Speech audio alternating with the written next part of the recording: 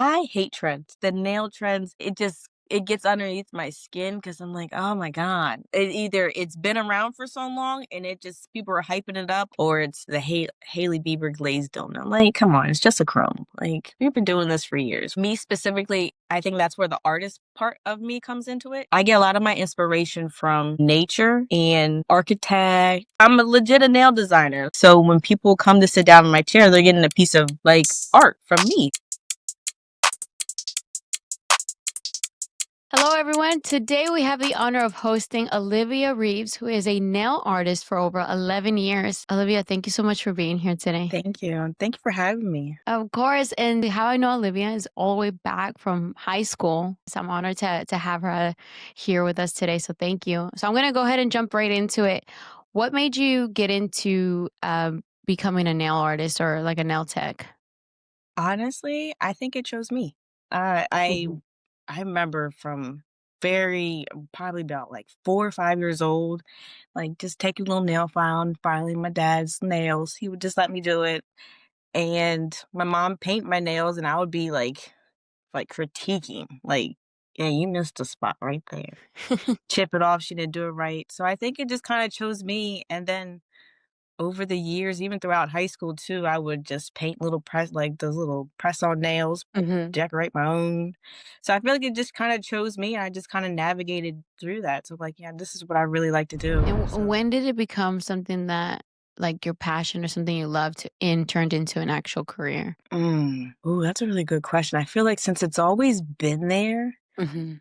but I remember my last when I was in like the corporate world, I was working at a bank, hated Mhm. that place. I remember I'm like, once I'm done, I'm gonna start doing nails. I'm 100% gonna start doing it. So I got let go for not meeting quota. So I'm like, all right, that's the best.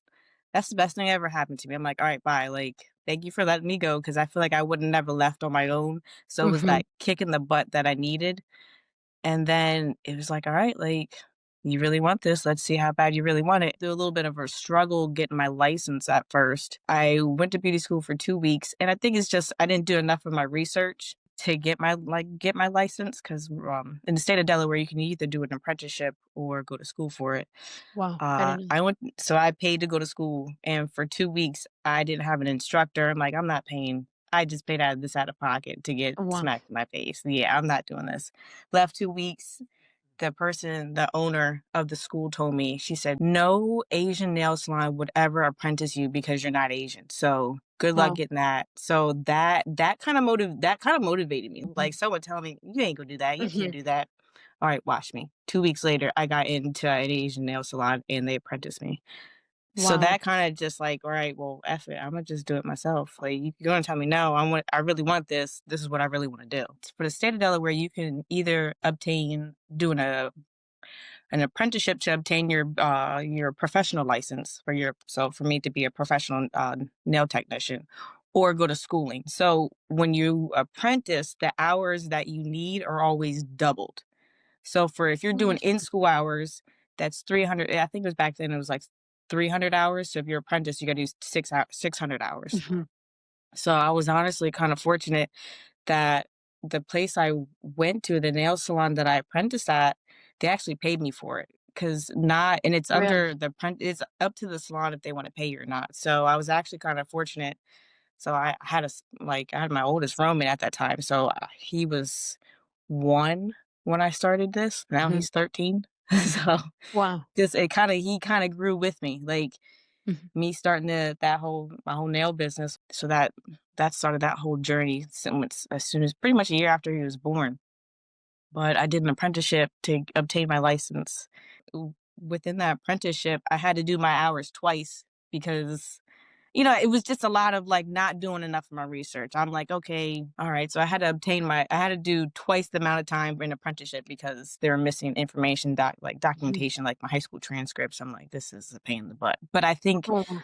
like I said, like, it's that how bad do you really want it? Mhm. If I didn't want it is, I could have just let it go. Okay, well, this is a waste of time. Really staying true on the goal motivated me even more. Like, nah, I really want this. No, that's interesting. So even during your apprenticeship, did they ask you to pay for anything like the supplies So or? for the supplies and granted, now I was working in primarily Vietnamese nail salon, so there was definitely a language barrier. You just had to navigate through that. When I came into the beauty industry, didn't know anything about how salon pay works or whatever. In salon world, you can either booth rent or Mhm.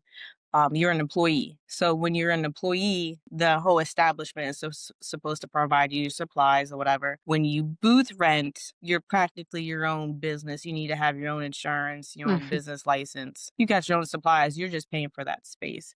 There, I was both, and Mhm. that's kind of not supposed to be like that, but Wow. I didn't know. So some things I purchased, but also, certain things I specifically liked, like my certain brushes. But for the most part, like polishes, the, little implements and stuff, they provided that. But also at the same time, you still had to pay out of pocket for some things. So, okay, so you did your apprenticeship, you said you had to do it twice. So how many years is that? So, no, it took me like a whole year to finally get like to Okay. do yeah, so 600 hours, full-time hours. So you're doing like you couldn't do more than 40 hours a week. So I think it took me like 4 months to do Okay. 601 one Mhm. time. So it took me about like almost a year. So it took me almost a year to, then you got to wait for it to take your boards. You got to do a practical exam and then you do like the whole actual like the whole test. That okay, wow. And so then you just studied on the side for that because I mean you've been Yeah, well, that applying, but like you've been learning. like everything, like bad-wise that's ever happened, or I should say inconvenient-wise, always kind of set me up for success in the long run. So, Mm. for instance, the 2-week little whatever, whatever you want to call it, at the at the beauty school, like I took it as a slap in the face. I spent all this money. However, at the same time, those books are what I use to study. Um, So I'm like, it's not really, that's a $2,000, 25, well, $2,800. wait, how much did you pay for the school? I paid 2,800 for 2 weeks. 2,800. I'm like, and at that time, how old was I? I think I was like 20, well, I don't know, 20, 21. That's a Mhm. lot of money for a 21-year-old. Yeah. And a kid. So I said, that was expected an expensive learning lesson. However, it set me up for success. So I'm like, Mm. I'm gonna take this little ball of yuck and make it into something down the road. So I was honestly kind of grateful that I had, because the books that I had was a whole, when you're testing for your boards in like a nail technician, Mhm. you need to know everything, like the body, anatomy, Wow. physiology, what happened. Like it's almost like a nursing degree. You're dealing with people, you don't know what kind of diseases they have, you don't know what Mhm. health conditions they have, because all that can affect somebody.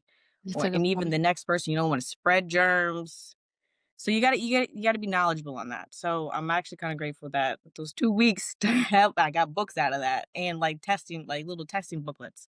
So it kinda set me up. So I'm not every inconvenience I've ever had throughout this my whole nail career, Mhm. it was just like a layup for the next one. I was like, "Ooh, okay, bet, got this one." But I went to a hair salon. So I went Mhm. to a full hair salon, and I was the only nail tech there. I was there maybe like a year and a half, and then I'm like, I think I'm ready to, like, step away. I think I'm ready to step away and do my own little thing, and just I don't know, I'd like it's one thing to have, like, your own, like, to work for someone who has Mhm. their own idea, and then trying to you wanna build, like, it's I don't know, I feel like it's hard finding someone that has the same idea as you, or find someone who wants to help create your idea even more. Right. So, and I don't I think our ideas, or what I envisioned, weren't the same, and it's not necessarily a bad thing. She's primarily like a hairstylist. I'm a nail tech, like, Mhm. so we're just in two different like avenues. So I think it was like 2016 is when I went on my own. So from 2013, I started doing nails, got licensed in 2014. 2 years later, in 2016, is when became live for nails by myself. Your own a business owner. Wow. So tell me the process of that. Now you're in charge of everything. You have to figure everything out, the supplies, Mhm. the building. Mm. That part is stressful. I feel like you never stop learning Mhm, on the physical part of it, of doing the actual job part. I feel like it's not hard. mhm, Just maintaining clients. It's not. I don't find that hard. I feel like it's the back office because you're always learning. It's not like a job course or a course you could just take on how to run a business. It's trial and error, and I've mm. done some good things, done some bad things, done some learn from it, made some mistakes. Gotta make some mistakes. So I feel like I'm in a good place now of like navigating that, of the back office part of um being on top of your finances monthly, taking taking a part of everything that correlates into being organized, really organizing the products and how much this costs and navigating how many times, like, you don't really see that when you're an employee. You just come to work. Well, you don't see Yeah. it. It almost gives you appreciation too for the people who, if you are working for someone, you're like, they provided this whole area for me, and I can just come in and don't have the stress of thinking, okay, well, how many clients do I need today to pay rent? Like, you almost look at your clients like bills. Like, like, I need products. I need you to come in today so I can get these 3 polishes right now. I need you to come in. Do not miss. I need that brush. So, but that's That's realistically how good. you gotta look at it. Mhm. So I think having it's a little bit stressful, but, it's a learning process as it comes and it goes. And I've been doing business for, like, 8 years now, 9 years. 9 And years. it changes. Like, what I wanted in the beginning may not is not kind of what I want now. Like, and I'm Mhm. still kind of molding exactly what I want now. Like, it's like I said, it's not anything where I wanted to, I thought in the beginning. Now it's like, nah, things change. So you kind of gotta go with the flow with it and be okay with the flow. Right, no, yeah, that's cool. That's I mean, in now having your own business, is that something that you would recommend, looking back now, Hmm. would you change anything? Mm-mm. If I could change anything, is to do more research. You could Okay. never ask more questions, kind of just not shooting in the dark. Mhm, Running your own business and having your own business, it it takes a very strong person. And working, if I feel like if you have a typical 9 to 5 job, there's other things you don't have to worry about. When you are your own business owner, you're working nonstop. It's a 24-hour nonstop process. mhm, You can just it's not like a clock in, clock out, or thinking about something else that needs to be done. I got to mhm, make sure that's taken care of. So I feel like if anything, you have to be a hard worker. And from what I'm learning, motivation doesn't come, like, you can't just wait to be motivated to start doing something. You got to be consistent and have that drive. Like, okay, well, mhm. today's a bad day. Well, this still needs to get done. If anyone's starting their own business, just know it's not going to be easy. It's going to be challenging, and it's going to take a lot of willpower out of yourself to continue. It's a lot. It's a lot. I don't want to scare anybody, but it's Yeah, a no, but lot. hey, you gotta keep it real. Even social media now doesn't it like, I feel like we're in this phase of everyone having small businesses, Right. but it gets glamorized of just, oh, it's just easy. I got my own. Everyone has their own small business, but like, okay, let's talk about the hard part of it, because Right. you know I struggled for a long time of being organized. So I'll get to it. I'll organize this. I'll have that, and then it gets, when's the time you're gonna say, okay, all right, this is it. I'm really gonna start doing it now, or procrastinating. Nobody talks about that. When nobody talks about, like, navigating, how do you get a business license? Like, okay, well, I gotta Mhm. figure that out. I recently, in the beginning of February, let go of my studio. So that kind of was almost like I needed to let it go because it Mhm. wasn't serving me, and I was just kind of in a bad space mentally. So I'm actually coming out of that. So day to day now, I honestly only take nail clients 3 days a week. So before, Okay. I was taking 4 and trying to fill in people here, here, here, sometimes 5, whatever. I was just kind of all over the place. Now I have my specific days that I have clients. Those are my days for like I specifically have clients. And then there's no outside of that, not bending over backwards. For a while, there's this one time, like period, I was taking clients just because I had to do what I had to do. So I was working 5:30 p.m. and leave around 10:30, 11. So Wow. I did that 4 nights out of the week. Saturday mornings, I would go in at 6 a.m. So from 11 p.m. And then I would come in at 6 a.m. till about 12. So Wow. depending on some, I wouldn't do that every Saturday, but maybe like one Saturday out the week. And is just trying to fit people where it can. I'm really grateful that the clients that I have that were able to like, hey, they can make it work because I'm like, well, I don't have childcare during the day, can't Yeah. find anybody, turn on your happy bubble. Like, I just been with the kid all day. I'm tired. And then I got put on my happy face.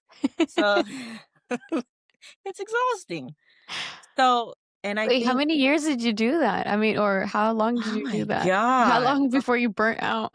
You actually caught me in a good, like, I'm coming out of a burnout. And I think that's a real thing. So I want to say I was pregnant and plus I was pregnant. I think about a year. So from pregnant, postpartum. It might like like I'm honestly grateful for the clients I had because my schedule was constantly changing. After she was born, I think that's when I kind of went down the whole burnout. And I didn't realize it was burnout until fairly recently. Like I want to Mm. say this past the end of this last year. I'm like, all right, Wow. Liv, you gotta let it go. Like if it ain't working, it ain't working. Worked so hard to get a studio and I was so proud of that, but it wasn't serving me. I wasn't happy with it. I enjoy it and I love my job, but what happens when your passion becomes like Mm. you hate it? Like what not you don't hate it, but you just Mm, yeah. you lose the happiness for it. You lose like your happy thought for it. So it's like how do I still try to fly when I don't even want to even walk? Like, what happens when your passion becomes a burden at that point? That's The biggest thing is knowing when to let go and knowing that when you do let go, everything's gonna be okay. Everything else is falling on the outside of me. I don't see that I'm falling apart, but other people can see it. And my business is affected by it. Like I'm falling apart. My Mhm. business is falling apart and I'm still thinking, hey, let's just try to make it work. If I just hold on to here, or just one day I said, God, I'm tired of fighting. I'm tired. So don't get me choked up. I'm like, I'm tired. I don't even wanna I don't know what to do anymore. So, like, as soon as you let go, I swear, like, everything just started, like the sun came out. I remember closing down my studio, taking down the stuff the studio. I worked so hard here, and I was there for 4 years.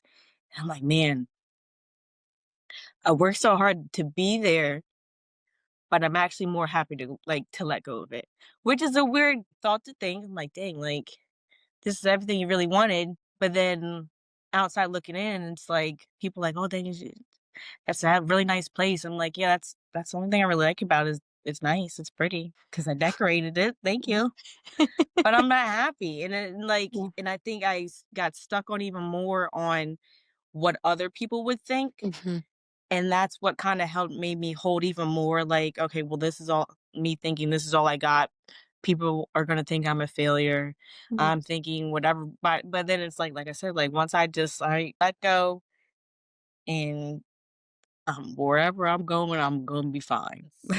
Since February, I'm back at my home office now, and I don't know, I feel like I'm more at peace. So now I'm specifically taking who I want and like like I'm a stylist. I don't want to take everybody and anybody, and I'm okay with that. There's 50 million people in the world who needs their nails done, and I'm okay with taking like 20. From nail salon, where you're actually doing everybody. Hair salon, you're doing people who they only come in the hair salon, they see you, and they only hear from word of mouth. And now I'm strictly word of mouth. I have a craft or I have a talent, so I feel like it should be valued in that type of way. And how do you get to that point, I guess that status financially where you could start selecting who you want? So you can do it two ways. Weeding down your services, but also at the same time, you still want to keep your bread and butter clients Mhm. because you don't want to completely because I've done that before. Learned a lesson. Okay, well, you still gotta have bills that need to be paid. So you need your bread and butter, people. Mhm. So keep your bread and butter that if, when they come, you're still gonna get paid. However, when you want to focus on specifically that, either take new clients specifically for that, or trying to draft these people, your bread and butter, to there. Mhm. Or I don't know, I feel like I'm kinda in the second position. I have a second job, so either you focusing specifically on what I wanna do, and then financially part of it, I have something else to pay for that, Okay. to manage that. So for me specifically, I feel like the creativeness, because I've done both. I've done the part where I'm like, "Okay, let me just try to wean people," but for me creatively, it just drained me. It's all about learning from your mistakes, and failing is important, is what I'm learning. You've done this for 11 years. What's the typical like starting salary or rate, and then how much you could potentially make with all the years of experience? Realistically, realistically, I've met in the nail salon world, I've met some of the successful nail techs I've ever met. Like, I am personally known, because I can't really speak, because I just know as a fact. I know typical Asian nail salons get a lot of kickback for how they navigate work. However, they're very hardworking people, and they work legit 6 to 7 days a week, nonstop work, work, work, work, work. So on that type of scale of salary wise, I could imagine she was making at least 100,000 guaranteed. But she had other people who worked just like her, and that's how she grew. Was, I feel like, working, having an idea, and having people to build her idea, to build up her pockets, essentially. So Because as she's taking a percentage from them as well. Yeah, yeah, Right. she's making big bucks. She's, like, in her 50s. She didn't work Sundays because she went to church, but every other day, she would be there at 7 AM. 7 AM to freaking 8 PM at night. So she lived in there. So I honestly, you can make as much money as you want. It's just at what expense, really, Mm. honestly. So I've seen, guaranteed, being a successful business owner of a nail salon, and having, back then when I was working, she probably had 5 people working for her. Definitely making buku money. Buku. I'm talking, and the only thing they spend their money on was clothes. Clothes and shoes. That was the first time I've ever heard of Yves Saint Laurent. She's like, "You wanna try these shoes on?" "Of course." She's like, "Liv, you know how much these are?" "No, but they're cute." "What?"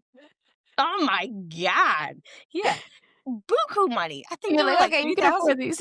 Yeah, $3,000 shoes. So somebody individually, like, working for her, like, or anybody that wants to just say, "Okay, I don't wanna own my own business, I just wanna be a nail tech." Mm. What's the starting and then most that they can make? I would say, starting on a lower spectrum, I feel like it's not that high. I would say, like, anywhere between, like maybe like 35,000 Mm. starting off. Wow. Starting off at maybe That's not 35. including tips though, right? Or Mm, I would say, I would include tips, because it depends. It depends. that's true. I didn't When I worked in the nail salon, I never got tips that well. Maybe, like, the most I got tipped was like five to $10. Wow. $10, I was doing something special. Or if I did the manicure and pedicure. But now I'm getting tipped 20 and up. Like, Mhm. once I became myself, tips is like a separate paycheck, honestly. Right. 20, $30 off of whatever service I did. Mm. Once you actually get consistent and have, like, a consistent clientele, I would say anywhere from 50 to 80, Mhm. 80,000. You see all these, like, pretty designs and stuff. Do you how do you separate yourself creatively from what the trends are and what people see versus, like, putting your own style to it? Like, how do you create, like, Olivia style, I guess, when it comes Mm. to designing nails? I hate trends. Mhm. Any nail, like the nail trends, ugh, it gets underneath my skin, because I'm like, "Oh my god." Either it's been around for so long, and it just, people are hyping it up, or a celebrity maybe wore a certain color and now it's the color, like, Yeah. or it's the glazed donut, the Hailey Bieber glazed donut. Like, come on, it's just a crumb. Like, we've been doing this for years. Why do we have to do this? Um, Me specifically, I think that's where the artist part of me comes into it. Mhm. like doing I get a lot of my inspiration from nature and architect, like different things that I see really. Like so I like a lot of texture. Um I don't know what the hibiscus flowers. The Mhm. hibiscus flower in general has been trending flower wise, but the color I'm really big into like the different color combinations of like flowers that you see out. Just I think I get kind of more wowed by just different, just being out and just seeing things. Like to me, I think it's just more the art, like what kind of makes me like, ooh, like excites me artist wise and just looking out. But you're just like, hey, I want something that's gaudy, something black. I'm going to an event this weekend. All right, cool, I got you. If anything, I'll ask them what colors don't you like? Mhm. But I'll build off of that. I'm like, okay, well, I don't know. Like I feel like Live for Nails is a piece of me. So when people come to sit down in my chair, they're getting a piece of art from me. One of my favorite questions to ask is, do you have any funny or unusual stories about your time working with clients? It's one of my favorite questions 'cause Oh my god. Oh my god. Oh my god. So this one is embarrassing, but I'm okay. I'm a big girl. So this one time, I'm with a client and I'm doing her pedicure, and I want to I was either postpartum or I was pregnant with him, one of the two. So anyhow, and I feel like you ever have that impulsive thought like I don't want to do this, I don't want to do this, I don't want to do this, I hope I don't do this, and then I actually did it. So I'm sitting there doing her pedicure or whatever. So I bend over and I farted. And I'm like, this is embarrassing. My whole face turned beet red. She's sitting there texting. I'm like, there's no way she didn't. Like, I don't know if she was like trying not to like out second hair embarrassment or whatever. And she just whatever. I'm like, oh my God, this is so, oh my God. I didn't talk the rest of the day in pedicure. I'm sitting there still filing her feet. I said, oh my God, Olivia, this is embarrassing. I Wait, can't. I can't. But oh my did she say God. anything to you? She did say She nothing? didn't, and I don't even know, like, I've done her nails since then, and we have never spoke about it. I don't know, like, I almost wanna, like, just ask her, "Hey, do you remember that time I did your feet, I farted?" Like, I mean, I clearly knew, like And as we wrap it up, what is your biggest advice for somebody that wants to pursue this? And how can we reach out to Olivia Reeves to live nails? I would say the biggest advice is to never stop learning. You could always you can always learn something new. Don't ever stop. Just don't ever think that you know everything or someone who has been doing something less time than you or is not as experienced as you that you can't learn anything from them. You can learn anything from anybody no matter the timing, how long somebody's been in, how short someone has been in an industry or wherever.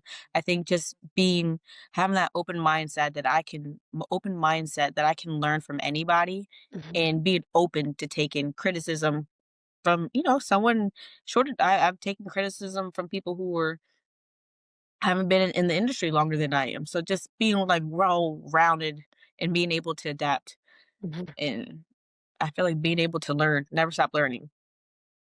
Then you can reach me on my Instagram at Live for Nails or my website, livefornails.com.